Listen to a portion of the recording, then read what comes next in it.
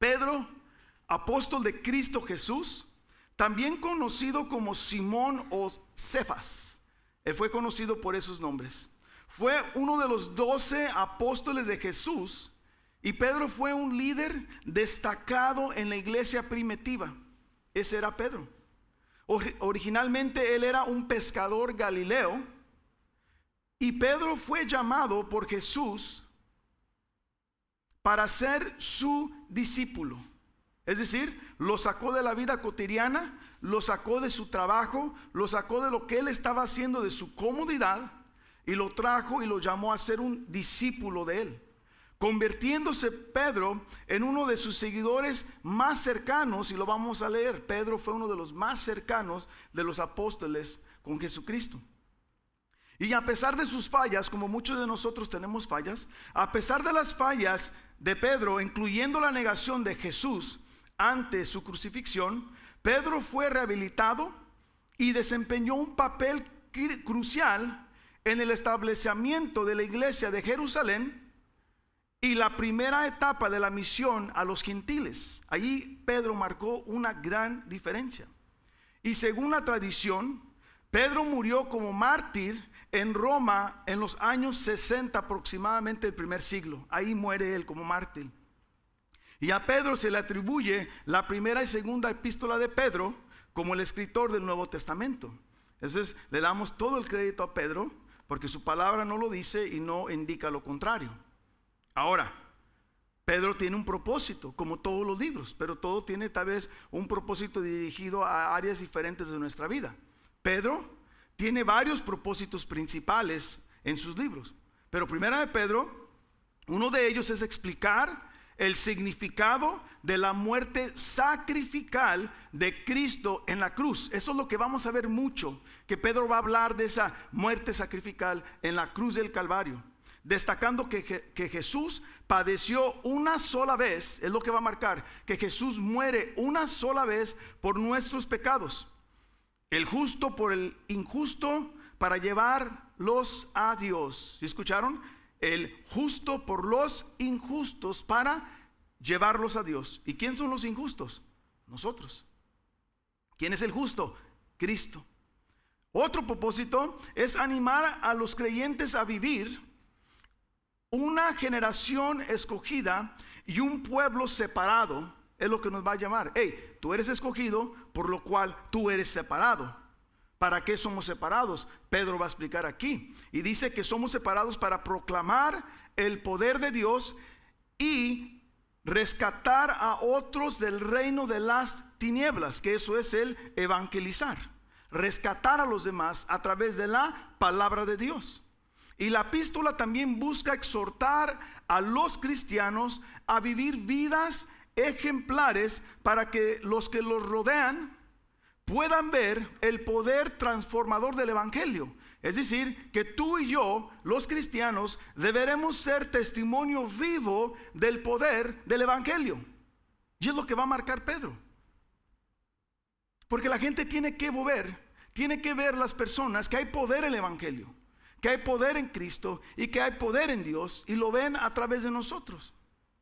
Para que otros puedan ver que nuestra fe está arraigada en Dios, en Cristo, y que ellos puedan ser atraídos a esa misma fe. ¿Sí? Tu vivir atrae o empuja a personas. Y eso es lo que Pedro hoy va a marcar. Va a marcar mucho eso. Además, la carta parece abordar temas como el crecimiento espiritual y la firmeza en la fe. Por eso es un libro tremendo, como todos, pero este es un libro que nos va a marcar mucho la doctrina de Cristo Jesús, mucha cristología, mucha doctrina de la regeneración, de los elegidos. O sea, hay mucha doctrina en este libro de Pedro. Y hoy solamente vamos a entrar a versículo 1 y 2. Es lo único que vamos a entrar hoy. Y el título hoy se llama Llamados para obedecer. Llamados para obedecer. A eso fuimos llamados. Y vamos a entrar, iglesia, a nuestra lectura. Primera de Pedro 1 al 2. Primera de Pedro 1 al 2. Y la palabra del Señor dice: Pedro, apóstol de Jesucristo, a los expatriados de la dispersión en el Ponto, Galacia, Capadocia, Asia, Bitinia, elegidos, dice, según el previo conocimiento de Dios Padre, para la obra santificadora del Espíritu, para obedecer a Jesucristo y ser rociados con su sangre, que la gracia y la paz les sean multiplicadas a ustedes. Entonces, vamos a comenzar este estudio. Pedro primeramente se presenta como el enviado de Cristo, que él es enviado por Cristo. Él comienza su carta con eso. Y con esta presentación, él da a conocer su autoridad y da a conocer que su autoridad de él está en la persona de Cristo, que no está en él mismo, sino está en Cristo Jesús, su autoridad de él como apóstol. Y todos deben saber que Pedro fue capacitado por Jesucristo para exponer el evangelio. Lo que él va a hablar, él quiere que tú sepas que no viene de él, sino viene de una autoridad mayor. Es lo que él quiere que entiendan los oyentes. Debe haber una seguridad que los que van a escuchar, no van a escuchar una historia de ficción. No es la opinión de Pedro lo que van a escuchar. O sea, él quiere que tengan esa certeza. El pueblo debe tener esa certeza que el mensaje de Pedro es realmente mensaje de Cristo. Es un mensaje más divino, más alto que él, más poderoso que él. Y también vemos que en esta presentación de Pedro, que vemos que hay un nivel de humildad en él. No hay superioridad en él, no se cree superior. Su propósito es dar el mensaje de Cristo, engrandecer el nombre de Cristo y no engrandecer el nombre de Pedro. Es una diferencia. Y Pedro ha sido llamado por Cristo. Aquí vemos un verdadero apóstol, iglesia. Ellos no se autonombraron, no se llamaron, no se pusieron el nombre, sino fueron llamados por Cristo. ¿Cuáles son las características de un verdadero apóstol? Tenemos que entender antes de entrar al estudio. Número 1, llamados por Cristo. Es lo que vemos aquí, llamado por Cristo. Número 2, haber conocido a Jesús cara a cara, estar con él, participar con él. Pedro estuvo muchos momentos con Cristo, varios, en la última cena, en el arresto en Getsemaní. Siguió a Jesús hasta el lugar donde lo iban a juzgar por el sumo sacerdote. ¿Sí? Pedro estuvo muchas ocasiones con él. Y número 3, otra característica de un apóstol verdadero: humildad y exaltan a Cristo. 3 características de apóstoles verdaderos. Les pregunto, ¿esos apóstoles que hoy se llaman apóstoles tendrán estas 3 características? ¿Las tendrán? Porque hoy en día vemos tantos apóstoles autonombrados y no vemos humildad. Más veces vemos arrogancia, falta de humildad. Ellos realmente no conocen el evangelio y mucho menos conocen a Cristo Jesús. Pero gracias a Dios que Él se va a encargar de ellos, sino yo. Sino Dios se encarga de aquellos que blasfeman, aquellos que le agregan más a su palabra, aquellos que disminuyen su palabra, aquellos que se exaltan, dice su palabra, que serán humillados por Dios. O sea, llegará un momento, tal vez no en vida, pero llegará un momento cuando estén cara a cara a Dios y ellos serán humillados por Dios. Ahora, Pedro dirige esta carta, dice que a los expatriados. Es lo que dice aquí, a los expatriados. Ahora, ¿quiénes son ellos? Estos fueron tantos judíos como gentiles. Fueron sacados de su tierra en tiempo de persecución. Fueron llevados. Los expatriados son personas que representan la iglesia de Cristo. Eso tienen que comprender. Ellos fueron sacados a fuerzas, iglesia. Nada de esto sucedió por gusto de ellos. Hubo una razón, hubo un motivo por esta persecución. Y la razón es por creer en el Evangelio, por creer en Cristo Jesús, por pararse firme en contra de los pensamientos de los demás y pararse firme en las enseñanzas de Cristo Jesús. Por eso fueron perseguidos, por eso fueron llevados, extraídos, sacados de su tierra. Ellos fueron obligados a abandonar sus hogares, a dejar todo atrás. Iglesia, quiero que se imaginen esto. Ellos dejaron su trabajo, su vida social, sus casas, sus trabajos, todo lo que ellos hicieron por muchos años se quedó en el abandono. No tuvieron tiempo de preparar su ropa, su maleta, su iPad, llevarse un agua para el camino, nada de eso.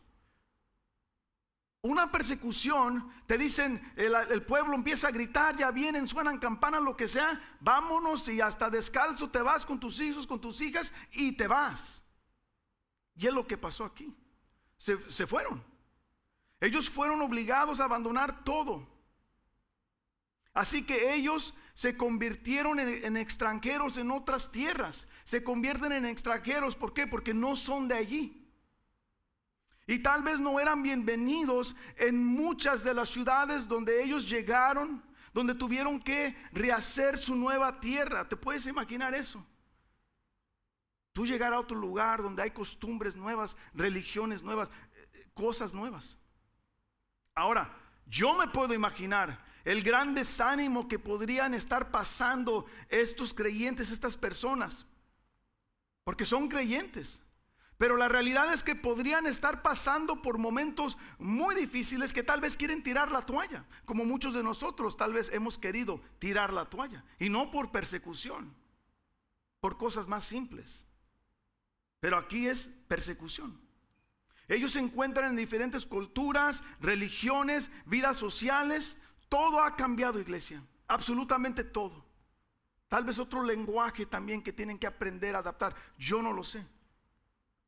Pero que hay muchas cosas diferentes que tienen que volver a adaptar. Eso es cierto, esa es una realidad.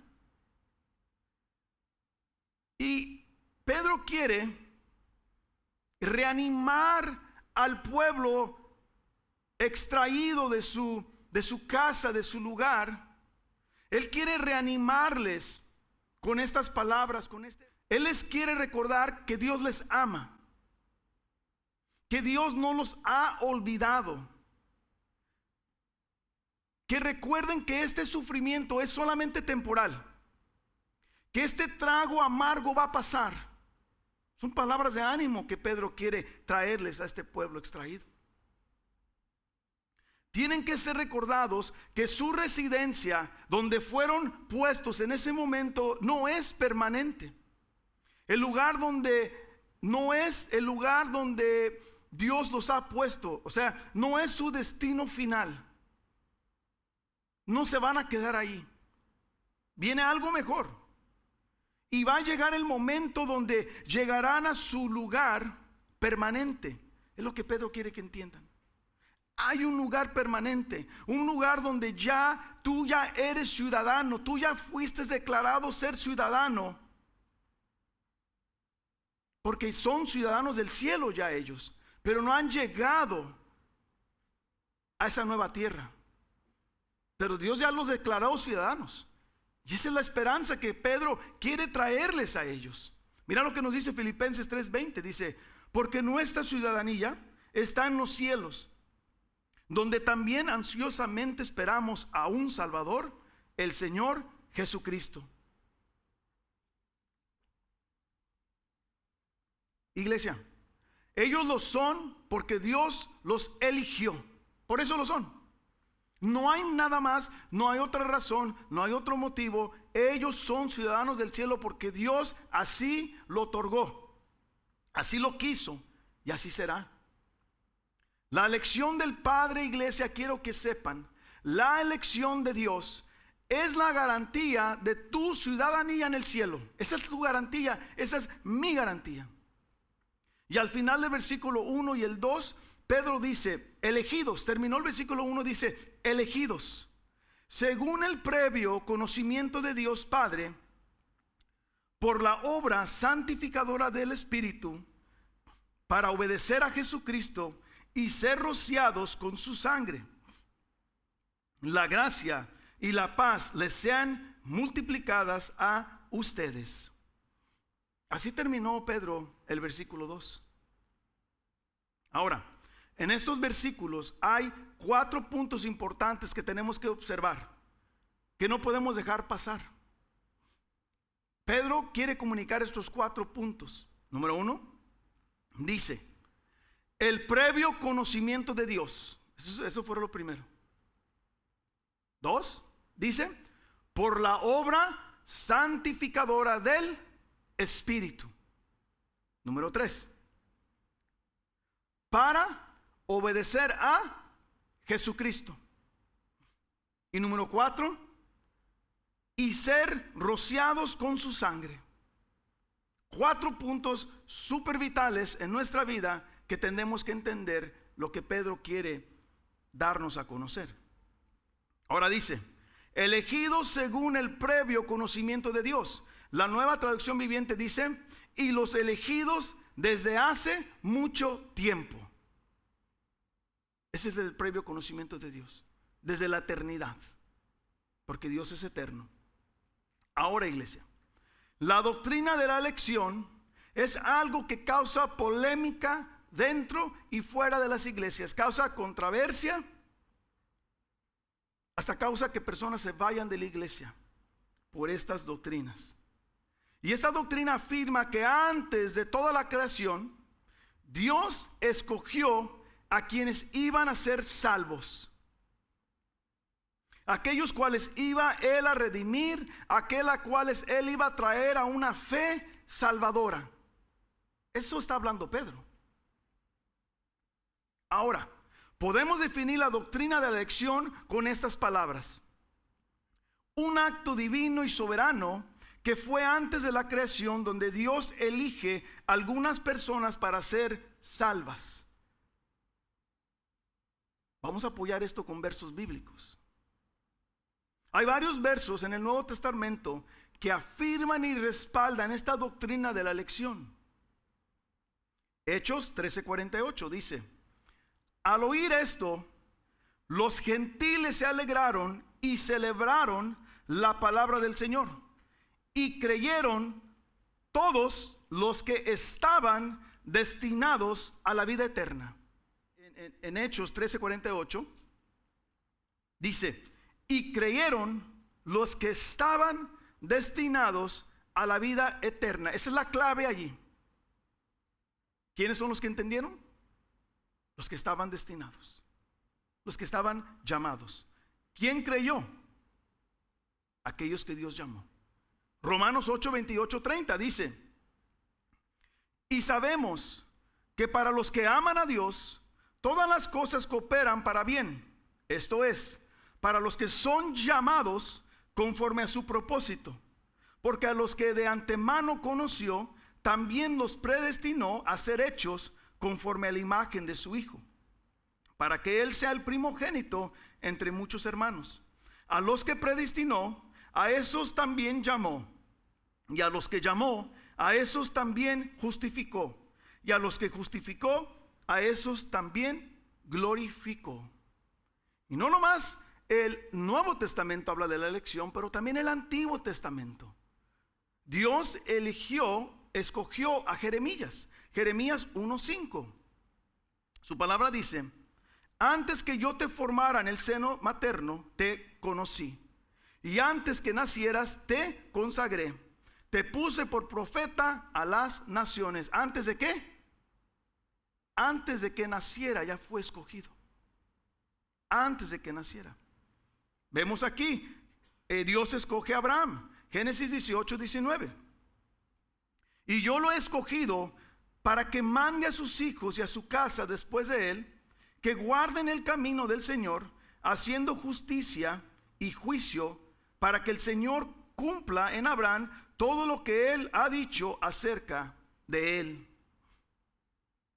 Todos los que están en contra de esta doctrina, iglesia, creen que es una doctrina injusta. Y tal vez puede ser el orgullo de ellos el factor que no los lleva a aceptar esta doctrina. Porque se pueden preguntar, o nos podemos preguntar, ¿cómo que Dios no me permite a mí elegirlo a Él? Orgullo. ¿Cómo que yo no tengo nada que ver en la elección de Dios? Orgullo. Porque ahí es el yo. ¿Por qué eligiera a Dios a ciertas personas y a otros no? Juzgamos a Dios. Debemos recordar que nadie merece ser salvo, iglesia. Ni tú ni yo merecemos ser salvos. Todos hemos pecado. Apunten esto como referencia. Romanos 3:23. Y también todos somos merecedores del castigo eterno. Romanos 6:23. Todos somos merecedores de eso. No hay un bueno. En consecuencia, Dios sería completamente justo si nos arrojara a todos al infierno, iglesia. La verdad. Él fuera 100% justo. 100% amor. 100% fiel. Pero sin embargo, Él decide salvar a algunos de nosotros. Aquellos que no son elegidos van a enfrentar su injusticia, ya que están recibiendo lo merecido. Ellos enfrentan la justicia de Dios. Dios no nos escogió, y aquí es donde entramos a esta doctrina, y quiero que entiendan bien porque hay otras doctrinas pero hoy la vamos a esclarecer. Dios no nos escogió a nosotros porque Él sabía lo que íbamos a escoger. No es así, iglesia. Porque si Dios me escogiera a mí por lo que yo iba ya a hacer, entonces fuera mérito mío la salvación y no de Dios. Porque ahorita vamos a ver por qué. No me quiero brincar. Esto está claro, iglesia, que los salvos no tienen algún mérito, y lo vemos en Romanos 5:10. Dice: porque si cuando éramos enemigos fuimos reconciliados con Dios por la muerte de su Hijo, mucho más, habiendo sido reconciliados, seremos salvos por su vida. O sea que Dios no escogió, o Dios nos escogió a nosotros cuando ¿qué? Cuando éramos enemigos de Él. No cuando lo amábamos, sino cuando éramos enemigos de Él. La elección de Dios de ser misericordioso con algunos no es injusto, no es injusto con los demás. No demuestra ser un Dios injusto. Porque nadie merece nada de Dios, iglesia. Tú no mereces, yo no lo merezco, absolutamente nada. No merecemos el favor de Dios. Y por lo tanto, nadie puede objetar si no ha recibido nada de Él. Tú no te puedes quejar, tú no le puedes reclamar si tienes o no tienes. Tú no tienes el derecho de hacerlo, ni yo lo tengo. De alguna manera que jamás vamos a entender, y no lo voy a atreverme a explicar como otros quieren, la predestinación va de la mano con ser atraídos con Dios. Juan 6:44, te lo dejo de referencia. Y ejerce la fe para la salvación, Romanos 1:16. En resumen, Dios predestina a quienes serán salvos. Y nosotros, dice su palabra, que debemos creer en Cristo para ser salvos. Es lo que nos dice su palabra. Ahora, estas dos verdades coexisten tal como se expresa en Romanos 11:33, que dice: oh profundidad de las riquezas de la sabiduría y del conocimiento de Dios, cuán insondables son sus juicios e inescrutables sus caminos. Inescrutables, es decir, que no son entendidos, que no los vas a entender, ni te atrevas a tratar de entenderlos, como muchos pastores quieren darte tantas doctrinas que no tienen nada que ver con esta doctrina. Toda la Biblia demuestra que Dios elige. El pueblo de Israel fue ¿qué? Fue elegido. Pero no todos fueron salvos. Pastor, eso es blasfemia. Romanos 11:7. Entonces, ¿qué? Aquello que Israel busca no lo ha alcanzado, pero los que fueron escogidos lo alcanzaron, y los demás fueron endurecidos. No todo Israel fue salvo. No todo Israel fue salvo. Dios es justo, Dios es soberano, Dios es amor. Y por eso Pedro les está recordando a los dos, o a los de la dispersión, a los que fueron elegidos, que ellos son herencia de Dios. Es lo que les está recordando. Que la herencia de Dios es más grande que su circunstancia. Y todo esto es ¿para qué? Para consolarlos, para dejarlos saber su posición temporal, animarles a seguir adelante y que no desmayen. Palabras de ánimo, iglesia. Y al recordarles que Dios está con ellos y que nunca los va a abandonar, esto debería ser motivo de alabanza, iglesia. Motivo de alabanza. Efesios 1:5-6 dice: nos predestinó para adopción como hijos para sí mediante Jesucristo, conforme a la buena intención de su voluntad, para alabanza de la gloria de su gracia que gratuitamente ha impartido sobre nosotros en el amado. ¿Para qué? Para la alabanza de su gloria. La elección, la salvación debe traer eso a nuestra vida. Los creyentes, los elegidos, en medio de los problemas, en medio de las circunstancias, Dios debe ser alabado, debe ser exaltado. ¿Por qué, iglesia? Porque Él tiene todo bajo control. A Él no se le va a pasar nada. Todo está calculado. Ahora, quiero aclarar algo muy importante de la elección de Dios, de la doctrina de la elección. Dios, y quiero que pongan mucha atención aquí, porque los hipercalvinistas, no los calvinistas, sino los hipercalvinistas, han cambiado toda esta doctrina. La han cambiado y muchos jóvenes, muchos grandes se han confundido y se han perdido en esta doctrina. Y por eso la quiero aclarar. Ellos creen que no es necesario evangelizar. No hay necesidad de salir afuera a evangelizar. ¿Por qué? Porque dicen, Dios ya ha predestinado, Dios ya ha elegido, por lo tanto no debo predicar. Dicen que al final Dios va a salvar a quien vaya a salvar. Y los hipercalvinistas viven como los del mundo. Dios me va a rescatar en la discoteca si es que me va a rescatar.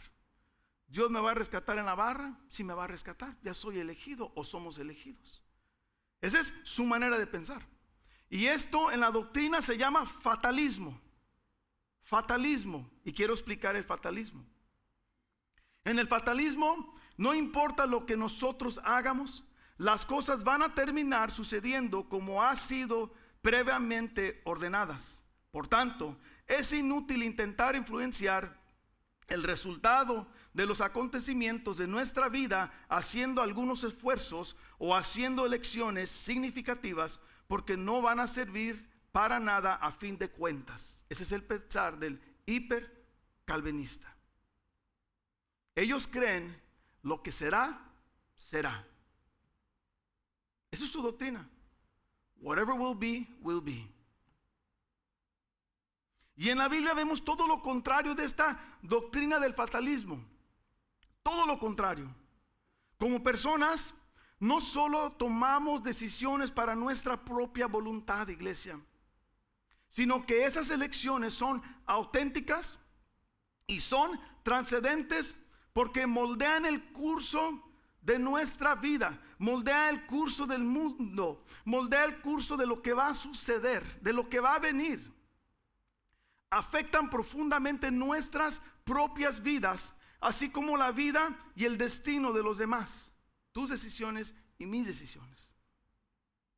Por eso, la Biblia es clara en Juan 3:18 y dice: el que cree en él no es condenado, pero el que no cree ya está condenado por no haber creído en el nombre del Hijo unigénito de Dios. Somos llamados a creer para no ser condenados. Lo que dice la palabra, iglesia. Entonces, ¿qué? Entonces, debemos evangelizar. Debemos predicar la palabra de Dios. ¿Para qué? Para que los elegidos escuchen, puedan responder, puedan creer y puedan venir a los pies de Dios. Que tienen que escuchar. Iglesia, la Biblia contradice este punto de vista del hipercalvinista. ¿Por qué? Porque los apóstoles predicaron la palabra, ¿sí o no? Jesucristo predicó el evangelio, ¿sí o no? Todos tienen que escuchar para responder al llamado de Dios. Todos tienen que escuchar. Y quiero que entienda, iglesia, este tema bien. La elección de Dios no se basa, escúchenme, iglesia, la elección de Dios no se basa que Dios se asomó en un túnel, en una ventana y dijo: Oscar va a ser una persona inteligente, Oscar va a comprender el evangelio, Oscar va a decirle sí a Cristo, Oscar va a hacer una oración y Cristo, te recibo, sí, a él lo voy a escoger porque yo sé lo que él va a responder. Eso no es la elección de Dios. Eso no es ni la elección de Dios. Si Dios ve algo, fíjate, si Dios ve algo y toma una decisión en base en lo que él vio antes, no se le puede llamar predestinación. No se puede llamar predestinación. Y esa es la noción presciente, otra doctrina, la noción presciente que descansa sobre el previo conocimiento de Dios, sobre las decisiones o actos humanos. Y esta interpretación de la doctrina también está mal. Otra doctrina falsa. La elección de Dios es soberana. Una decisión que no descansa sobre mi decisión, sobre mi respuesta. No descansa en el conocimiento previsto de Dios. Tienen que entender esto. Mira lo que dice R.C. Sproul. Dice: el punto de vista sostenido por las iglesias reformadas es que, librada a sí misma, ninguna persona escogería a Dios. Las personas caídas todavía tienen una voluntad libre y son capaces de elegir lo que desean. Pero el problema radica en que no tenemos ningún deseo por Dios y no elegiremos a Cristo hasta que no seamos regenerados. La fe es el don que surge del nuevo nacimiento.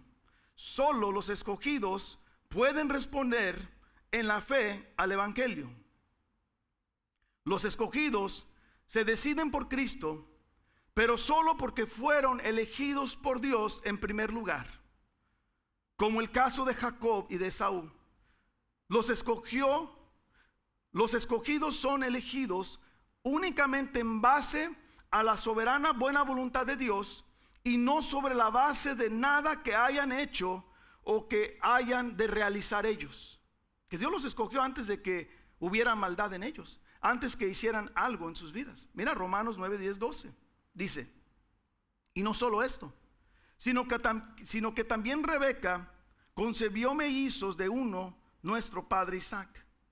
Porque cuando aún los mellizos no habían nacido y no habían hecho nada, ni bueno ni malo, para que el propósito de Dios conforme a su elección permaneciera, no por las obras, sino por aquel que llamó.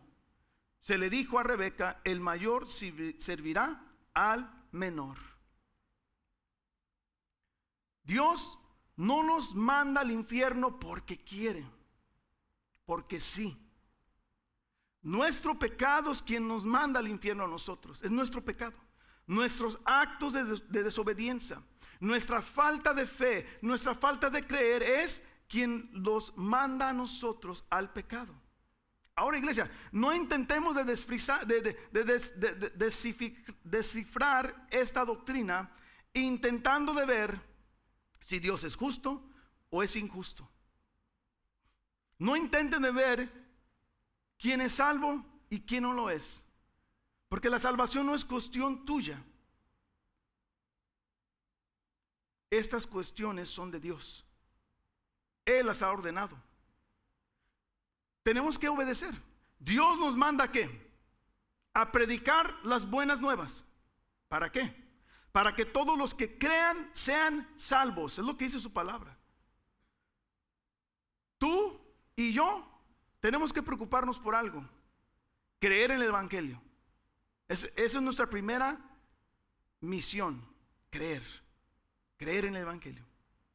Preocúpate por tener comunión con Dios. Preocúpate por llevar las buenas nuevas a tus hijos, a tu familia, a tus vecinos, a todos. Tú preocúpate por eso. Pero no te preocupes por lo demás. Oh, pero ¿qué tal si mi vecina no es salva y pues yo estoy perdiendo mi tiempo? ¿Qué tal si no es una de las elegidas?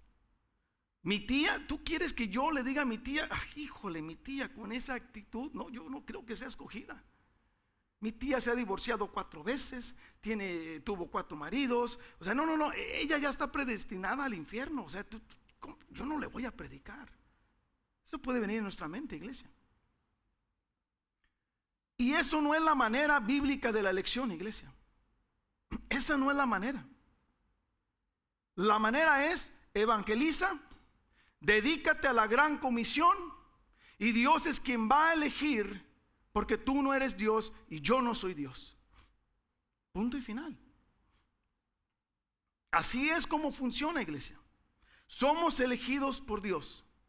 Él nos da todo lo necesario para salir de la muerte espiritual con el simple hecho de ¿qué? De creer en el evangelio. That's it. Creer en el evangelio. Este acto salvífico por parte de Dios realmente es un acto trinitario. Es la hermosura de esto. Pedro dice: por la obra santificadora del Espíritu. Es una obra en la que participan las 3 personas de la Santísima Trinidad. Y en esta obra vemos la gloria de Dios. Dios, el Padre, elige para salvación en Cristo y preparan la salvación. Dios, el Hijo, da realidad a la elección por su vida, sufrimiento y muerte. Dios, el Espíritu Santo, apropia y aplica a las almas de los pecadores la salvación procurada por Jesucristo. Y en el versículo 2b dice: el Espíritu Santo nos santifica. Qué hermoso es esto. Las 3 personas cumpliendo cada uno su función particular en el proceso de nuestra salvación. El Espíritu Santo trabajó y trabaja dentro de nosotros para apartarnos para la obra de Dios. Y no solamente nos aparta, sino nos da las habilidades para obedecer al Espíritu Santo, para obedecer a Dios, para obedecer a Cristo. Y hay un propósito en la santificación del creyente. Hay un propósito en la persona salva. Hay un propósito. Una persona santificada demuestra que es santificado, que es salvo ¿en qué? En su estilo de vida, en su diario vivir. En el momento que creemos en el evangelio, el Espíritu Santo nos sella. Y esta es la garantía de nuestra salvación. El Espíritu Santo es quien nos capacita para creer, para transformarnos. Nos da una vida nueva, somos renacidos en el momento que tú y yo creemos. En ese momento es instantánea. La salvación no es progresiva, la santidad sí, pero la salvación no. La salvación es instantánea, iglesia. El hombre viejo ya no existe, somos criaturas nuevas. Portamos un nuevo ADN en el momento que creemos. En el momento que creemos, iglesia. Por eso es que podemos obedecer la palabra de Dios. Por eso comenzamos a rechazar el mundo. En otras palabras, en el momento de nuestra salvación, en el momento que somos sellados, tú y yo vivimos para Cristo, para su gloria, para su honra. Vivir una vida santa no depende de nuestras fuerzas, y gracias a Dios por eso. Dios nos da las fuerzas a través del Espíritu Santo para poder lograrlo. Dios nos equipa para su gloria, nos redime para Él, nos perdona nuestros pecados, nos lleva a abandonarlos para Él. Y todo esto sucede después de haber sido sellados por el Espíritu Santo, iglesia. Efesios 1, 13, 14 respalda esto y dice: en Él también ustedes, después de escuchar el mensaje de la verdad, el evangelio de su salvación, y habiendo creído, fueron sellados en Él con el Espíritu Santo de la promesa, que nos es dado como garantía de nuestra herencia, con miras a la redención de la posesión adquirida de Dios para alabanza de su gloria. En el momento que creíste. El propósito final de la santificación, iglesia, es obedecer a Jesucristo, que dice: somos llamados para obedecer.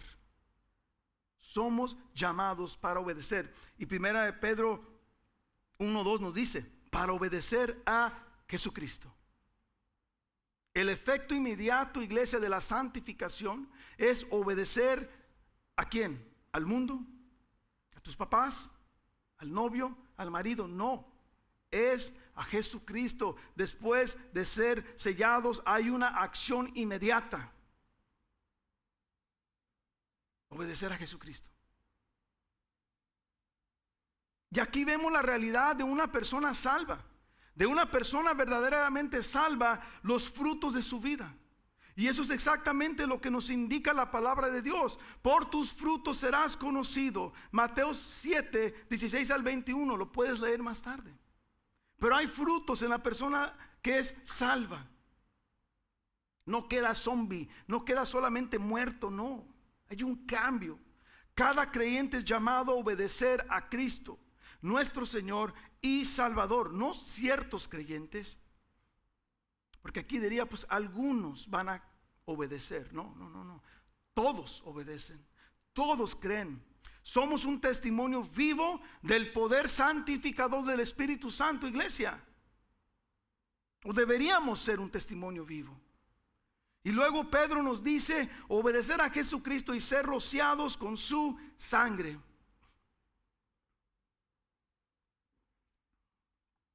Esto probablemente recuerda la imagen del pacto, del antiguo pacto, donde se rociaba sangre para confirmar la relación del pacto y purificar. ¿Se acuerdan? Los Antiguo Testamento habían muchos sacrificios. Y en este sentido, los creyentes, tú y yo, entran en una relación de pacto con Cristo por el rociado de la sangre, ¿sí? Marcada tanto por la obediencia como el poder purificador de su sacrificio. Una vez más, resuena en nosotros el eco del Antiguo Testamento. Bajo la antigua dispensación, la purificación de todo se realiza mediante sangre, y lo vemos en Hebreos 9:22. Todo en el Antiguo Testamento tuvo que ser purificado por derramamiento de sangre. Los sacrificios de los animales levíticos, de donde provenía la sangre, era una gran prefiguración del Calvario. Sí, nos estaba apuntando a Cristo, al sacrificio venidero, el lugar donde el Cordero de Dios derramó la sangre que verdaderamente quitó el pecado y purificó a los pecadores, iglesia. Esta sangre sí tiene el poder. Somos justificados ante el juez, iglesia, por esta sangre rociada, por esta sangre expiatoria de Cristo. Tú y yo somos purificados, somos santificados. Y el lenguaje figurado del antiguo pacto, ser rociados por su sangre, significa que todo lo que Cristo logró en la cruz se aplica como respuesta a nuestra fe en Jesucristo. Es lo que significa. Debemos recordar que nuestra obediencia a Jesucristo no se limita a una respuesta inicial. Ahí no se terminó. Oh sí, yo creo. Punto y final. No. Sino que se transforma en una actitud constante, sumisa a su señorío. Es decir, todos los días, el resto de mi vida, hasta que Él regrese por nosotros. De igual manera, ser rociados con su sangre es una necesidad perpetua, algo perpetuo. A pesar de nuestras buenas intenciones, todos seguimos pecando, todos. Y solo la sangre de Jesús, su Hijo, nos limpia de todo pecado. Por eso es que entramos ante el Padre limpios, iglesia. Por ese poder de la sangre que aún existe, porque ese poder es eterno. Y no se trata de solamente responder una vez y quedarnos pasivos hasta que Cristo venga. Cada creyente debe predicar el evangelio. ¿Cómo? Evangelizando, hablando de las buenas nuevas, para que los demás puedan responder a este llamado, iglesia. Este es nuestro trabajo. Y cada creyente debe ser de buen testimonio para que vean el poder transformador del Espíritu Santo en tu vida. Para darle credibilidad. Somos extranjeros de este mundo. Este no es nuestro lugar permanente. Pero mientras que llega el día, iglesia, mientras que estamos esperando el rescate del novio, tenemos que dar testimonio. Tenemos que demostrar frutos. Tenemos que vivir de una manera diferente. Somos agentes de cambio. Somos embajadores de Cristo. Que nunca se nos olvide nuestras responsabilidades como elegidos de Dios, bajo su palabra y su dominio y su poder. Y Pedro termina y dice: que la gracia y paz sea multiplicada a ustedes. Así terminó el versículo 2. Definitivamente, iglesia, el rescate de Dios es un acto de gracia. Un acto de gracia que genera paz. ¿Genera paz en quién? En los creyentes. Solamente en los creyentes. Tenemos paz porque sabemos que Cristo nos salvó, nos separó, nos apartó. Y esta salvación es perpetua, permanente.